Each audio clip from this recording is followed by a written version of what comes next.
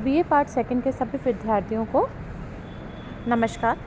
बच्चों, आज का टॉपिक है लॉज ऑफ वेरिएबल प्रपोर्शन, उत्पादन के परिवर्तनशीलता के नियम। ये इन नियमों का प्रतिपादन सबसे पहले प्रोफेसर एल्फ्रेड मार्शल ने किया था। एल्फ्रेड मार्शल ने कहा था कि श्रम तथा पूंजी की वृद्धि करने से उत्पत्ति के साधनों का संगठन सामान्यतः अधिक उत्तम हो जाता है, फलस्वरूप साधनों की कुशलता बढ़ जाती है। जब हम उत्पादन की बात करते हैं बच्चों, तो उत्पादन कुछ नियमों के तहत ही होता है। ये नियम कैसे बने, कहाँ से आए? ये विभिन्न अनुसंधानों, रिसर्चों के बाद जब इसी प्रकार का ट्रेंड हमें प्राय उत्पादन में, प्रोडक्शन में दिखाई दिया, तो हमने इन्हें उत्पादन के नियम या लॉज ऑफ वेरिएबल प्रपोर्शन की संज्ञा दी। बच्चों, अगर हम उत्पादन की बात करते हैं या उत्पादन के नियमों की बात करते हैं, तो एक तरीके से ये यूनिवर्सल लॉज हैं, और जब भी हम उत्पादन करेंगे तो हमारा उत्पादन इन्हीं नियमों के अंतर्गत ही होगा।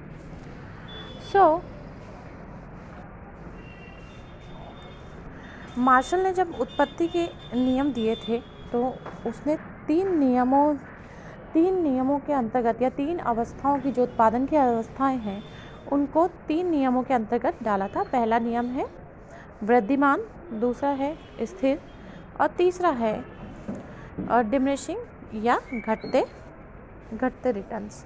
यानी कि पहला है increasing law of return, second is constant returns, and third is decreasing returns. बच्चों, ऐसा क्यों होता है? उत्पादन इन तीनों नियमों के अंतर्गत ही क्यों होता है? क्योंकि एक सामान्य सी बात है, जैसे जैसे हम उत्पादन करते हैं, जब हम उत्पादन की शुरुआत करते हैं, प्रारंभ में हमारा उत्पादन नया होता है, हमारी मशीनरी, हमारी भूमि, हमारे जो लेबर्स हैं, वो सब ही एफिशिएंट होते हैं, नए होते हैं, वो अच्छे से कार्य करते हैं, उनकी सीमांत उत्पादकता यानी कि मार्जिनल एफिशिएंसी भी अधिक होती है, जिसके कारण से वे उत्पादन में का कार्य बहुत अच्छे तरीके से करते हैं और धीरे धीरे उत्पादन बढ़ती हुई गति से बढ़ता है। तो ये प्रथम अवस्था कहलाती है। द्वितीय अवस्था में उत्पादन एक स्थिर गति से बढ़ता तो है बच्चों, लेकिन कैसा? स्थिर गति से। क्यों? क्योंकि सीमांत उत्पादकता, क्योंकि मानव है, मनुष्य है, श्रमिक भी, तो उत्पादन एक सीमा के बाद कई प्रकार के जो लाभ हमें मिलते होते हैं, जो हमें इकोनॉमीज मिल रही होती हैं, वो नहीं मिलती हैं। धीरे धीरे मशीनरियों में भी घिसावट होने लगती है।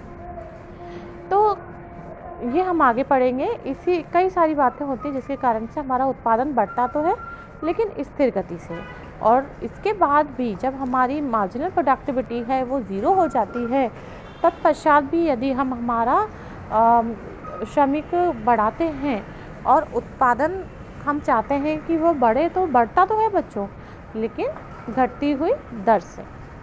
तो ये जो तीनों अवस्थाएं हैं, इनको ही हम थ्री लॉज ऑफ रिटर्न्स कहते हैं। ये जो लॉज ऑफ रिटर्न्स होते हैं बच्चों, ये अल्पकालीन होते हैं, ये अल्पकाल में ही स्टडी किए जाते हैं।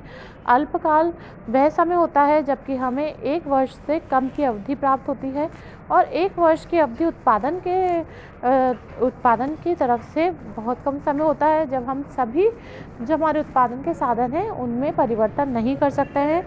मात्र हम एक जो हमारा उत्पादन का साधन है उसको परिवर्तित कर सकते हैं। बाकी सारे साधन कैसे रहते हैं? स्थिर रहते हैं या फिक्स्ड रहते हैं। ठीक है, अब आप ये देखिए, मैंने ये टेबल है, इस टेबल में आप देखिए, पहली जो स्थिति है, 3 प्रकार की जब हम उत्पादन की बात करते हैं, टीपी, एपी और एमपी। टीपी मतलब होता है कुल उत्पादन, है ना? जो भी हमने साधन लगाए हैं उससे जो हमें प्राप्त होता है गुड्स एंड सर्विसेज, जितना भी प्रोडक्शन होता है टोटल, उसे हम कुल उत्पादन कहते हैं। एपी यानी कि औसत उत्पादन यानी कि हमने नंबर ऑफ जितनी भी यूनिट्स लगाई हैं, तो पर व्यक्ति हमने कितना उत्पादन किया है, अगर हम उससे नंबर से डिवाइड कर देंगे, है ना, कुल उत्पादन को, तो हमारे पास औसत उत्पादन आ जाएगा। और सीमांत उत्पादकता। बच्चों, सीमांत उत्पादकता बहुत ही इम्पॉर्टेंट है, एक बहुत ही ज़रूरी टर्म है। सीमांत मतलब क्या होता है बच्चों? सीमांत या इंग्लिश में जैसे हम मार्जिनल कहते हैं, इट मीन्स मतलब एक्स्ट्रा यूनिट, एडिशनल, है ना।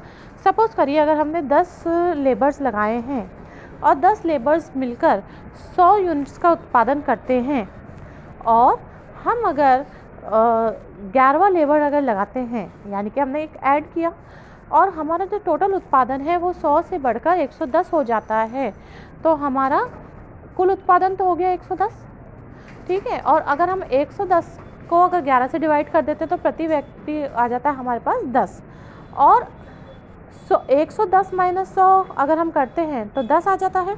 तो ये जो एडेड जो हुआ है, जो ऐड हुआ है, उसे ही हम सीमांत कहते हैं। सीमांत मतलब एक्स्ट्रा, है ना। जो एक्स्ट्रा यूनिट हमने लगाई है और उसको लगाने से जो हमें उत्पादन में जो ऐड हुआ है, जो उत्पादन प्राप्त हुआ है, जो पहले था और जो अभी प्राप्त हुआ है, अगर हम पहले में से अभी वाले में से पहले वाले को घटा देंगे तो हमारे पास सीमांत उत्पादकता आ जाएगी, जिसे हम एमपी कहते हैं। इसी को मैंने चित्र के द्वारा प्रदर्शित करना चाहा है। जब पहला हमारा जो स्टेज होती है, जिसमें कि जैसे जैसे हम लेबर्स की मात्रा बढ़ाते हैं तो हमारा टोटल प्रोडक्ट, एवरेज प्रोडक्ट और मार्जिनल प्रोडक्ट तीनों बढ़ते हैं, बढ़ती हुई गति से बढ़ते हैं। तो तीनों जो हमारे उत्पादन के कर्व हैं वो ऊपर की ओर बढ़ते हैं। और क्या होता है, जब हमारा उत्पादन ऊपर की ओर बढ़ता है तो हमारा जो कॉस्ट है वो घटता है। जब आपको इकोनॉमीज़ टू स्केल मिलेंगी, यानी कि हमें विभिन्न प्रकार के लाभ मिलेंगे, हमारा लेबर्स बहुत एफिशिएंटली वर्क करेगा, तो क्या होता है, हमारी कॉस्ट जो है वो कम खर्च पर ही हम अधिक उत्पादन कर पाते हैं, है ना। जो हमारा उत्पादन है वो अधिक होगा और हमारी जो कॉस्ट ऑफ प्रोडक्शन है वो कम होगी। तो अल्पकालीन आपको समझ में आ गया, है ना। ये टीपी, एमपी और एपी मैंने आपको बताया। तो और सबसे इम्पोर्टेंट और जो बात है, अगर हम जब लॉज ऑफ वेरिएबल प्रोपोर्शंस की बात करते हैं तो यहाँ पे हम जितने भी जो यूनिट्स लगाते हैं लेबर्स की, एक के बाद एक, वो सभी सेम होती है ना। वो समान रूपी होती है, होमोजीनियस होती हैं, उनकी एफिशिएंसी समान रहती है ना। Got my point. अब ये देखिए, उत्पत्ति वृद्धि नियम की क्रियाशीलता के कारण मैंने यहाँ लिखे हैं आपके लिए, स्थिर साधनों की अविभाज्यता, इनडिविजिबिलिटी ऑफ फैक्टर, यानी कि जो एक साधन है वो जिस कार्य में एफिशिएंट होता है उसको उसी कार्य में लगाया जाता है। उसको हम ये नहीं है कि सपोज़ करिए हम कि हम उनको मतलब like labour is efficient in producing या in making tyres, in making cars, and हम उसको एक समय पे मशीन भी चलाने दे रहे हैं, उसमें ऑयल भी डालने दे रहे हैं, उसमें उसकी सफाई भी उससे करा रहे हैं, नहीं। फिर उसका एफिशिएंसी ख़त्म हो जाती है। यानी कि जो साधन जिसके लिए भी एफिशिएंट है, हम उसी को उसी साधन में उसी कार्य के लिए लगाएंगे, जिससे कि उसकी जो एफिशिएंसी है वो बढ़े और उस एफिशिएंसी के अनुसार ही वो अपना कार्य का संपादन कर सके। श्रम का विभाजन एवं विशिष्टीकरण, division of labour and specialisation.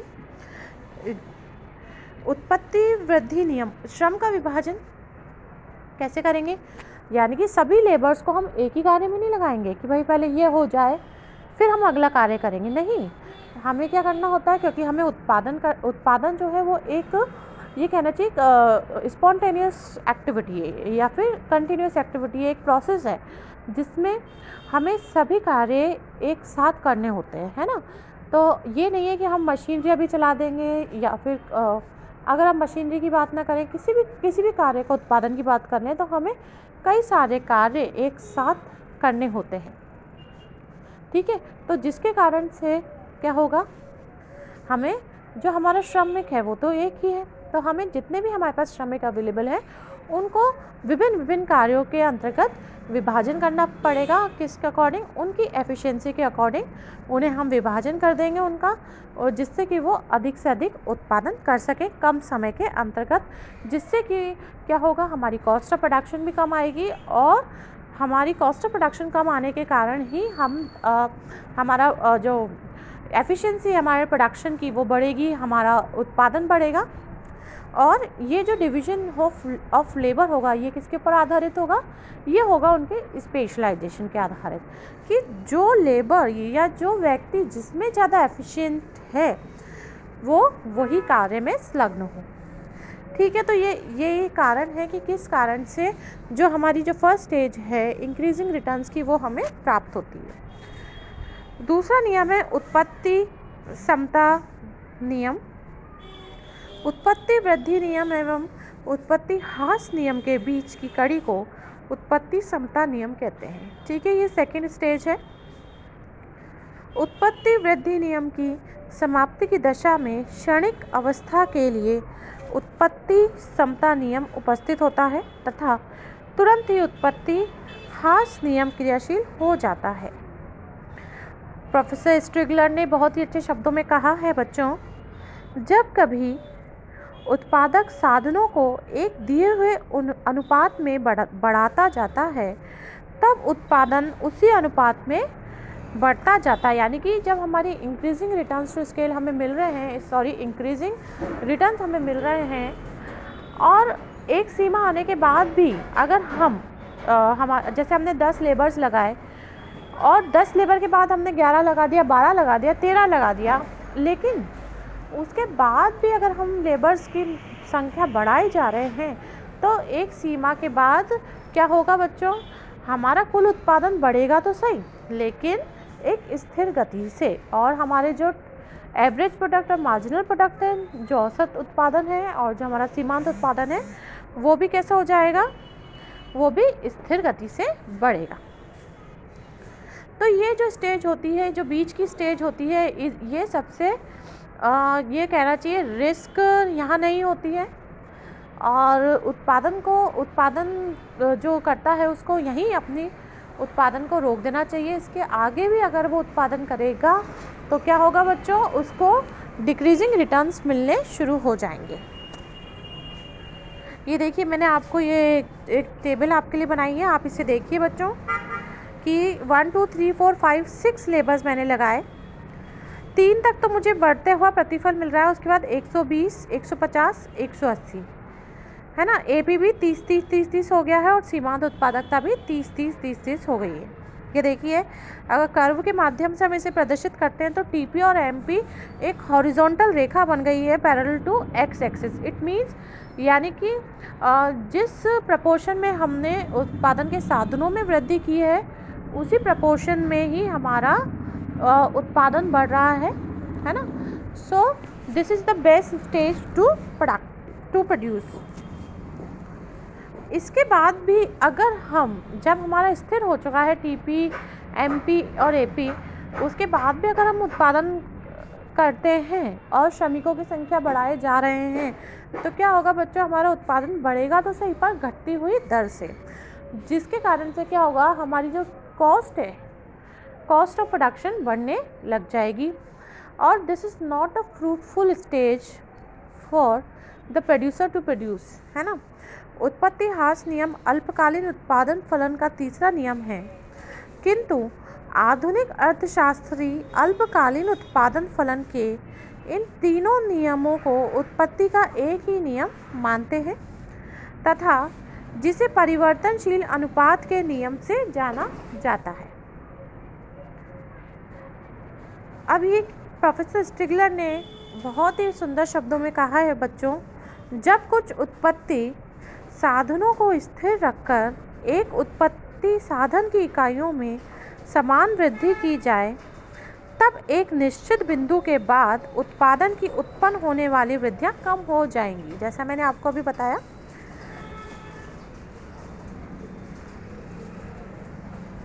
परिवर्तनशील अनुपात नियम को कुल उत्पादकता, औसत उत्पादकता तथा सीमांत उत्पादकता की सहायता से स्पष्ट किया जा सकता है। आप ये देखिए कि अगर हम कांस्टेंट रिटर्न्स के बाद भी अगर हम लेबर्स की संख्या को बढ़ा रहे हैं तो हमारी टोटल प्रोडक्टिविटी है वो गिरने लग जाती है। हमें जो वेरिएबल जो हमारा साधन है उसकी कॉस्ट भी हम नहीं निकाल पाते हैं। ये मैंने इनकी यहाँ पे मैथमेटिकल कैलकुलेशंस के द्वारा आपको समझाने का प्रयास किया है। आप पढ़िए, मैंने पूरी टेबल बनाई है ये कि किस प्रकार से तीनों प्रकार के स्टेजेस आपको मिल रही हैं। देखिए आप कि हम किस प्रकार से साधन बढ़ा रहे हैं, और टीपी किस प्रकार से हमारा बढ़ तो रहा है पर घटती हुई दर से बढ़ रहा है। एपी और एमपी भी घट रहे हैं, एक स्तर पे आके 0 हो जाता है और एमपी उसके बाद नेगेटिव हो जाती है। हमारा एपी तो नेगेटिव नहीं होगा, वो घटेगा, वो 1 पे आके रुक जाएगा, लेकिन जो हमारा एमपी है वो नेगेटिव हो जाएगी। इसकी तीनों अवस्थाओं का मैंने स्पष्टीकरण दिया है। प्रथम अवस्था में स्थिर साधन के साथ जैसे जैसे परिवर्तनशील साधन की इकाइयों का प्रयोग बढ़ाया जाता है तो हमें बढ़ता हुआ उत्पादन प्राप्त होता है। जैसे भी अपन ने डिस्कस किया है उसके सारी चरण अपन ने पढ़ा है। द्वितीय स्तर कांस्टेंट रिटर्न्स का है जो मैंने अभी आपसे डिस्कस किया। और तीसरा है जहाँ पर कि जो सीमांत उत्पादकता है वो ऋणात्मक हो जाएगी, 0 से भी कम हो जाएगी।